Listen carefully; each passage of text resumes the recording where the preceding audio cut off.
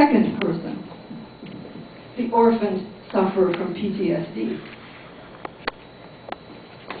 He's actually someone so well known that he really needs no introduction, but there is his trajectory.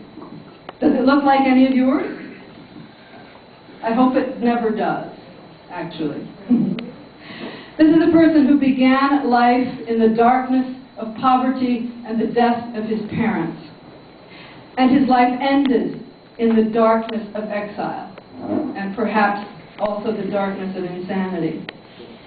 This is a Vartabed who was opposed by the church he belonged to. They liked certain things about him. His voice is wonderful. He played the piano, he played the flute, he composed things. But he spent his time collecting secular songs, and he made the liturgy into music for public performance. They felt that he corrupted the pure, single line of melody that is the Armenian liturgy with the harmony of multiple parts like it was some kind of European show tune. He was reprimanded. He was persecuted. He eventually had to leave his brotherhood after pleading to be allowed to go so that he could have peace and quiet for his music.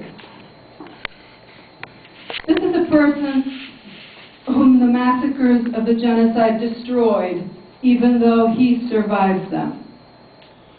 This is a person who endured incarceration in a place whose language he did not speak and where he could not express himself for 20 years. When he died in an insane asylum, despite the fact that even his French doctor expressed doubts about whether he was actually insane or not,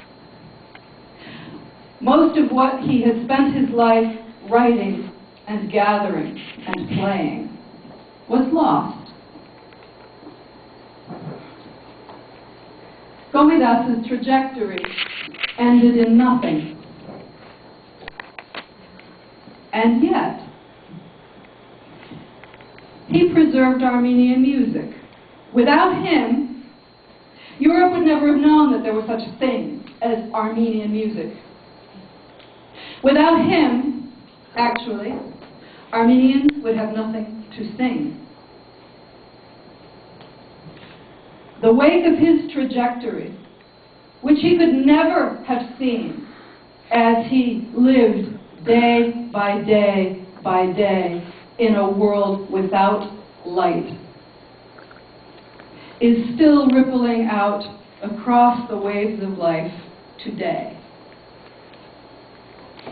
He is without a doubt one of the most honored, and rightfully so, Armenians ever to have lived.